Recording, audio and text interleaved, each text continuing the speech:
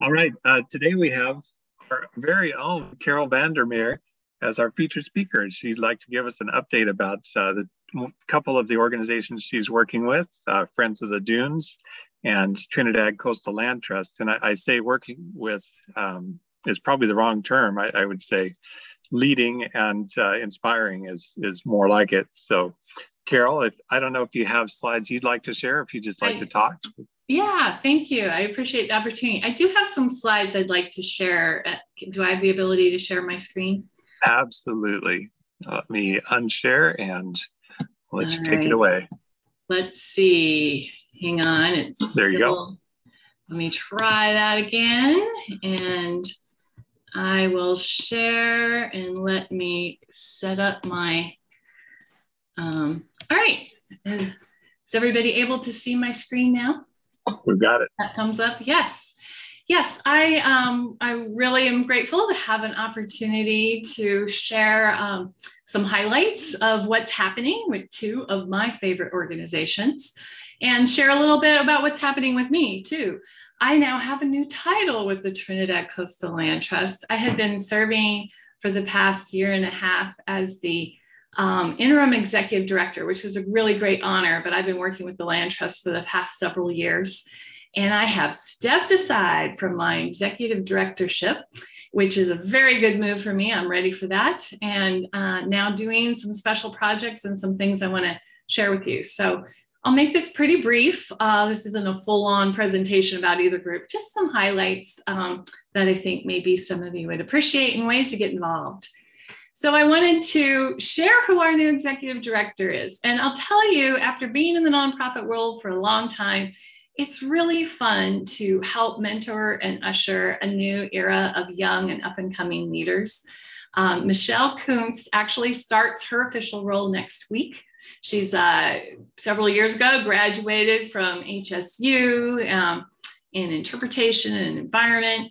And she's an amazing naturalist, as well as just a really inspiring leader. So I feel really honored and lucky to pass the torch to her. And I hope sometime in the future, when she's all settled in, maybe she can give a fuller talk about Trinidad Land Trust and what's going on with that. But so I encourage you, I hope some of you get a chance to meet Michelle. Some of the projects that I'm working on together with Michelle, and will continue in my new role as Special Projects Manager, is we are trying to do more to improve access for all to some of Humboldt County's very favorite vistas and overlooks. And probably a lot of you are familiar with Houda Point and along Scenic Drive. And there's Camel Rock in the background of the picture there. But what we are aspiring to do in the next few months, early spring, as the weather permits, we're going to install an ADA parking stall, ADA pathways, updated interpretive sign information and benches to make this really accessible to all ability. So I'm really looking forward to that project. So if you are a participant, if you visit Trinidad often, it may look a little messy in the interim, but I think it's going to be a really beautiful update and improvement. And thanks to the State Coastal Conservancy for providing funds to be able to do that. Another one of our Scenic Drive properties that Trinidad Coastal Land Trust took over ownership just a couple years ago is Luffenholtz Beach and Tepona Point. Tepona Point's that picture on the left that goes way out over that bluff. If you've been there recently, you realize that the stairs and the railing need some love and attention. And we're going to do some restoration work and planting native plants. So we have a planning effort going on. And probably the following year, after we get Houda done, we hope to improve this. The picture on the right shows a vista that's kind of overgrown. We're going to transform that into an accessible vista point looking out over Luffenholtz Beach, and you can see Trinidad Head in the background. And also incorporating interpretive information that recognizes that all these areas up in the Trinidad area are rooted in lots of stories and history with the Yurok people. This is all unceded Yurok territory. So I'm working to try to work collaboratively with our tribal partners there. Strawberry Rocks is another place that, while it's not right on the Trinidad coast, if you've hiked up to Strawberry Rock, this property is currently owned by Green Diamond. And technically, if you go up there, you're technically trespassing. So the Land Trust has tried to set about acquiring a trail easement to manage and improve the trail and improve protection for the rock up to Strawberry Rocks. This has been a very, talk about hard conversations, Jessica. This has been an interesting opportunity and challenge because we've been working together with Green Diamond, working with several tribes with people of Yurok ancestral origin, because this is a culturally sensitive site. And the Yurok tribe, as well as Resegini Rancheria and Trinidad Rancheria, all have an interest here. And one of our big hard conversations and questions is, what role do we play as a land trust in owning land and maybe facilitating times when it's appropriate to give that land back? And who, you know, there may be opportunities where tribal management and leadership is most beneficial for the land. So we're just embarking on some of those conversations, and they're challenging. There's some logistical challenges, working with Green Diamond, the private landowner, and they have their own interests as well in the surrounding timber. So stay tuned. It's a work in progress, but I also see that it's an opportunity to really build trusting relationships with our partners. Next. And just recently, we joined together with the Bureau of Land Management to celebrate 150 years of the Trinidad Lighthouse. Unlike the Memorial Lighthouse that's down by the harbor, it's a replica of this actual historic lighthouse. It's been up there aiding navigation for 150 years. The lighthouse, I hope many of you have been up in there. If you haven't had a chance to climb up into the lighthouse, I really encourage you to do so. It's open just on the first Saturdays of the month from 10 to noon. You can actually go up in there. This, there's about a 12-acre site. It's actually the newest addition to the California Coastal National Monument, which is really all the offshore rocks, but there are some land-based parcels, and this is one of them. It's one of the places. Trinidad is a gateway to where you can enjoy the amazing diversity of wildlife on those rocks. Speaking of wildlife on those rocks, I think I've talked with you before, but we are continuing years of training community scientists to help monitor some of the wildlife that depend on those offshore rocks, including seabirds, seals, sea lions. So stay tuned. We'll be advertising some talks about that. And actually, as soon as March, we will do training for community scientists who want to get out there with spotting scopes and help us track and record how these seabirds are doing and what we can do to help them thrive. So those are, and then also our club is all about service. Well, if you're all about service, every first Saturday, the Trinidad Coastal Land Trust does community service, works with community volunteers to repair trails, pull ivy, pick up trash, you name it. It takes a lot of work to help protect and maintain the over 26 different properties and easements that the Land Trust manages. So you can get lots of details on our website, trinidadcoastallandtrust.org, but or email me if you want to know more. So I'm going to switch hats. Actually, I meant to bring I have my other Friends of the Dunes hat. I'm a past director of Friends of the Dunes, but now I'm a board member and I have a lifelong connection to Friends of the Dunes. And one of the exciting things that Friends has coming right up and is a Naturalist Notes webinar series starting in January 18th. And I want to give you a couple little teaser highlights of what that series has. You can sign up for the whole series, or you can just take individual ones. The nature therapy and forest bathing, which I presume probably a lot of us have been doing that, but if you want to enhance your forest bathing skills, Justin Legg is a certified nature therapist, and he is amazing. In fact, he was an intern for me, and his major word is awesome. And I can't wait to go listen to his talk. And I think it'll be a really stellar one. Other talks that are happening in the series have to do with local scientists, monitoring ravens to understand the impact of ravens in snowy plover habitat, learn about the diversity of bats at Lanfear Dunes. And also there's a talk about greater fritillary butterfly conservation. And finally, I'm going to be participating in a really special program called Celebrating 40 Years of Coastal Conservation. It's actually been 40 years since Friends of the Dunes started out as a support group for the Nature Conservancy, but has evolved into its own nonprofit. And there's been a lot of interesting milestones and people and groups and individuals who really contributed to what Friends of the Dunes is today. The other thing I wanted to highlight is I think I've talked about this before, but the Samoa, sorry, I gotta get my thing out.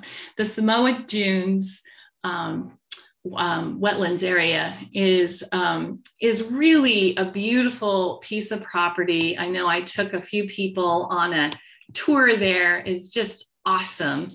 And it is also one of the interesting things that's happening there is that a portion of this property that we acquired, gosh, a little over a year ago, is on the bay side. And we are currently in the midst of working with and talking with the Wiyot tribe and turning that land over to the Wiyot tribe, which is very exciting. And it's a really neat opportunity to be able to work with them.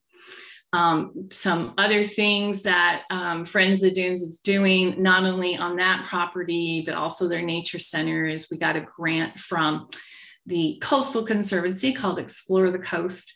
And the goal of that grant is really to reach new audiences. We have Daisy Ambrose. She's going to be leading a lot of programs for Spanish speakers, translating materials. We're going to be offering programs for nature newbies, some people who don't feel as comfortable, haven't just grown up getting outside, but we want to help facilitate that. And even our Get Outdoor gear sale, that's a fundraiser in the spring, we're actually going to use that as another way of helping people get outfitted so they feel more comfortable, they feel more safe getting out and exploring nature. So I'm just really excited about that program and the staff working on that, and really pleased to be serving on the board and continuing my ongoing connection with Friends of the Dunes. There are a couple upcoming service events happening right away. If you haven't figured out where you can put some of your service into the many different opportunities on Martin Luther King Day, at the Manila Park, Friends of the Dunes, in collaboration with Red Coast Montessori, is going to be doing a cleanup out there on this park, this hidden gem right on the shores of Humboldt Bay. Redwood Coast Montessori, as you may recall, has their school out here in Manila. They also run the Family Resource Center, which our club helped build and renovate.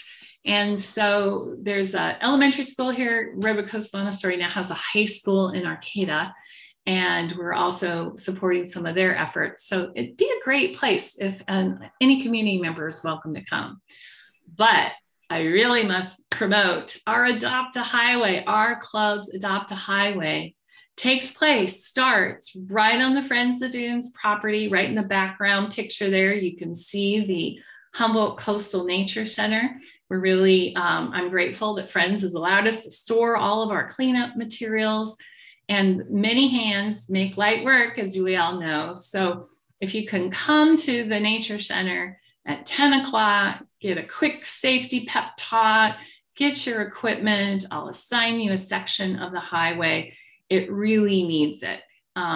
We kind of missed it last time around. So this is sort of a rescheduled event. And I would love to see lots of board members. Oops. And my timer just went off telling me that I've been talking for 15 minutes. So that's my very fast tour of what's been happening at Friends of the Dunes and the Trinidad Land Trust. And I don't know if anybody, I thought I'd open it up if there are any questions. And I suppose I should stop share so I can see. I know that was kind of a lot of fast talking. That's great, Carol. Thank you very much. You know, every time any of us goes out on the coast, we see the results, and it's been a long time coming. And right now, it seems like every time I come down Scenic Drive, there's a new, more accessible trail.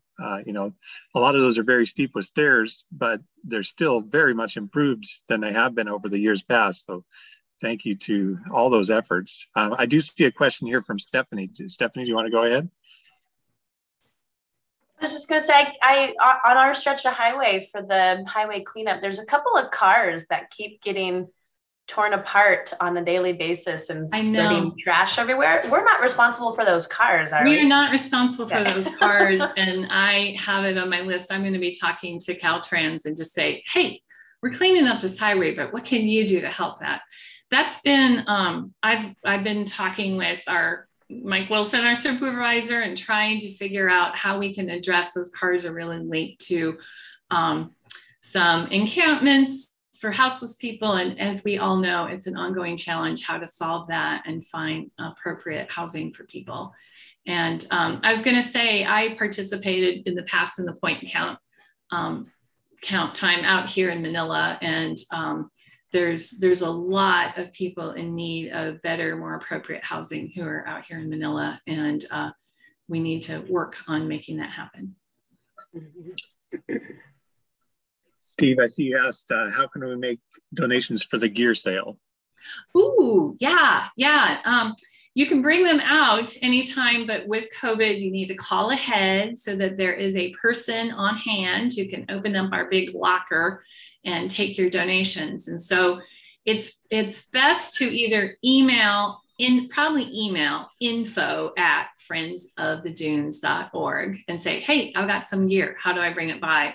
Or you can always call them, go on their website. There's a phone number, 707-444-1397. So either of those ways, and then they will gladly take your gear.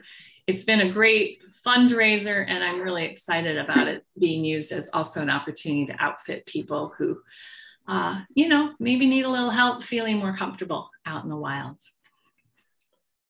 Any other questions or comments about the work that these two organizations have been doing? All right, Carol, you briefly mentioned, the Yurok tribe is obviously involved, and rightfully so, and should be. And that reminded me, regarding the gear donation, there was a Yurok tribal member, a gentleman who lost his home in the fire very recently. In a fire, his home burned down. And I'm told he needs size 13 work boots. He works outside. He needs good heavy-duty jeans in a 40-36 and some 2XL shirts to get him back out to work. If you go to the Yurok Tribe's Facebook page, well, that's not going to focus, is it? There it goes, almost. Go to the Yurok Tribe's Facebook page. There's information on how to get that and other cash-type donations to him to get him literally back to work and back on his feet. So great. Thanks for considering that. I want to make one more plug, just because it's my habit, is there are multiple tribes with people of Yurok ancestral origin. So we are involved with Rezagini, Big Lagoon, Trinidad Rancheria, and Yurok people are members of those different federally recognized tribes as well, not just the Yurok tribe. Just my constant reminder, because it's really common for people to not realize. Thank you, Carol. Thank you very much. So we appreciate you presenting today. As is our club's tradition, we will be making a donation in your name to the Wheelchair Foundation, and to provide access to people who don't otherwise have access to wheelchair needs. So thank you again for presenting. We appreciate it. Thank you. Thanks, everybody.